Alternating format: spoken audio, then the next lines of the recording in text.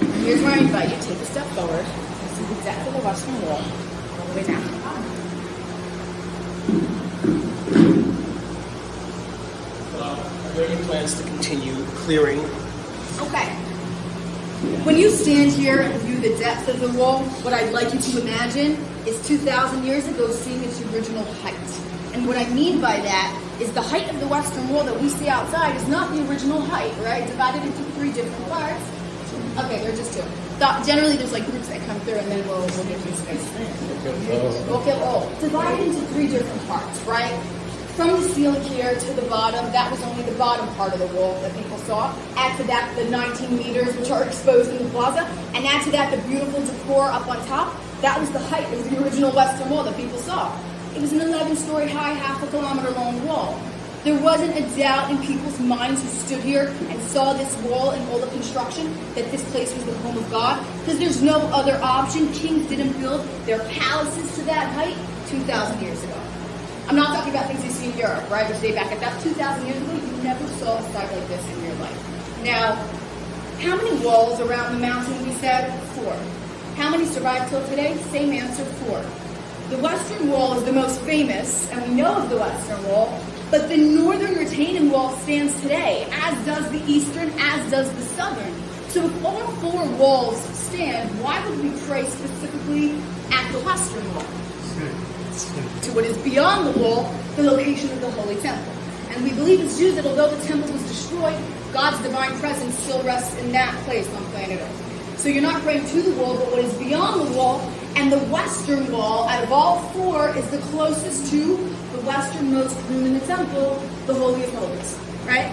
In the Holy of Holies sat the original foundation stone, sat the Ark of the Covenant, sat the tablets Moses took down from Mount Sinai with the 10 Commandments written on them, the first broken tablets, the second tablets. That room sat empty 364 days a year. Imagine that today, a room. Nobody saw the inside of that room.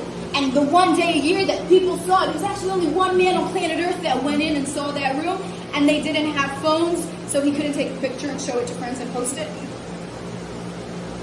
You are currently standing on the closest place on planet Earth to the holiest place for the Jewish people, which is 90 meters directly in front of where the Holy of Holies used to stand. Meaning if I walk through stones and up, you are beneath the Golden Dome, location of the temple and the Holy of Holies. Have you ever seen somebody who stands outside in the plaza, and when they pray, they don't stand directly straight, but they will turn themselves to the left on an angle? Okay, and if you haven't seen it, go outside, look around, you'll probably see a few people doing that. And the reason that you would do that is because if you're standing in the plaza and you're praying straight, you're praying to this building. That's where you're directing your prayers to. But you want to direct your prayers to where the Holy Temple used to stand.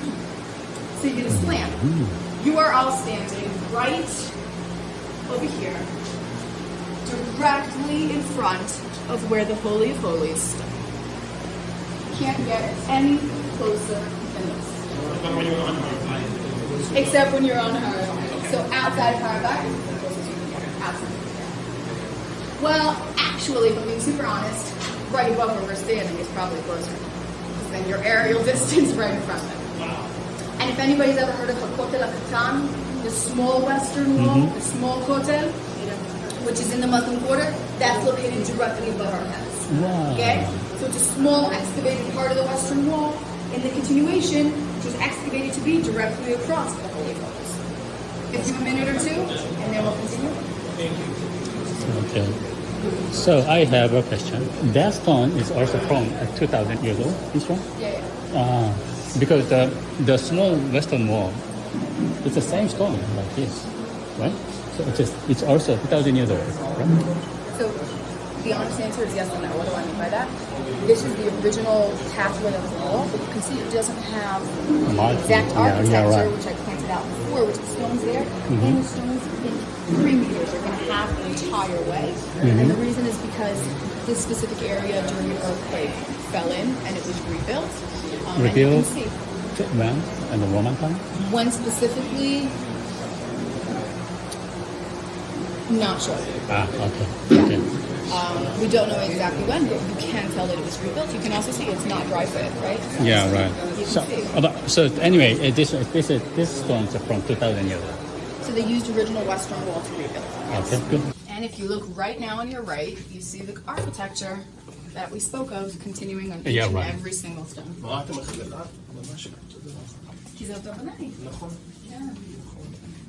And you come in here and you look up, but look down, because you're standing on the original pavement of the original central road of Jerusalem, and these are 2,000-year-old pavement stones, which ironically have less potholes than today's modern roads. Where we are standing right now is the northern western corner. This is where we are of the road along the western wall. Now, if you come to a city today, you're going to build your central road, your Wall Street, at the foot of the center of the city, right? So I understand that they built this road at the foot of the Temple Mount, but why is it built specifically at the foot of the western wall and not along the northern, eastern, or southern? And why is the bridge connecting specifically to the western wall? And before you answer, I'm going to strengthen the question. Entering the Temple Mount along the western wall, you had 4 gates. 1, 2, 3, 4. On the southern wall, you had 2. On the eastern wall, 1. On the northern wall, 1. Disproportionately larger number of gates on the western. So why is the western wall so important? Because right over here, the entire road used to be lined with pillars, and this was an outdoor market. This was the downtown of ancient Jerusalem. And in between the 2 pillars is the opening of a shop. So if you're imagining that this is a very narrow central road, you would be right. You're not standing on the road itself, you're standing on the sidewalk. What do I mean? The road itself was on the other side of those pillars, 8 meters wide in that direction, half a kilometer long. This is where the shopkeeper would set up his wares, and he would service people walking back and forth on the street over there. You can see it's not individual building blocks, right? This is one single solid piece of rock, because this is bedrock. The foundation of the western wall lays in the bedrock, and that's what afforded it as well stability to survive. And this is the end of the road. What do I mean? You have here another stone. This is a pavement rock, which was theoretically created to replace one of these stones, right? If these cracked or broke or whatnot, they would replace it with this. And you can see that the surface is smooth. Whereas these have been walked on and used, this is brand new. And by the way, this is how they found it. When they dug and excavated, because everywhere that we're standing used to be buried underground, right? Until they just took the dirt out, bucket by bucket and whatnot. That's how it goes. They found this right here. And construction stopped. And this is the end of the road. It doesn't continue. Here have this street, and let's see how they built it.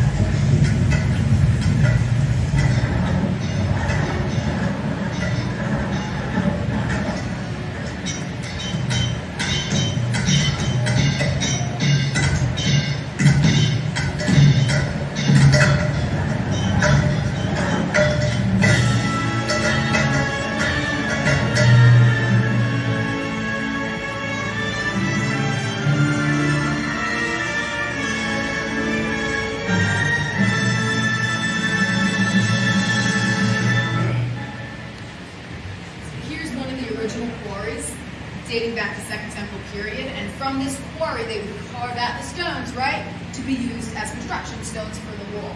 Now, it's interesting that if we're standing, excuse me, right to the north, or at the north of the Temple Mount, the closest quarry found was right over here. And it makes sense because remember when Herod didn't have enough space on the mountain, he carved and flattened it out at the north.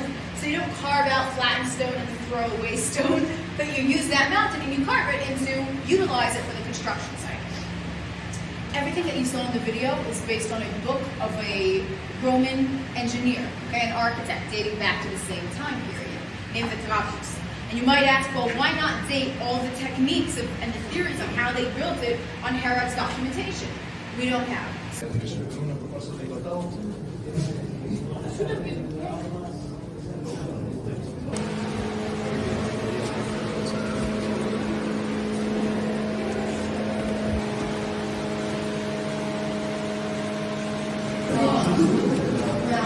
Groundwater, rainwater, comes in even there you can see many large water holes built in Jerusalem. And when I say that, we know today I'll try to use Shiloh or Sidon, we have school time. This was huge. And the reason they created these pools in Jerusalem is because Jerusalem had no water. And what I mean by that is that you're in the capital city, right? You have one natural spring, the Hon Spring, which gathers into the Sidon pool. We found many water holes which are created in cities with no water to collect excess rainwater and preserve it. And behind the Temple Mount is the Mount of Olives. Beyond the Mount of Olives is the desert of Judea. So a capital city on the edge of the desert with barely any natural water. And this city doesn't only need to provide enough water to its permanent residents, but we spoke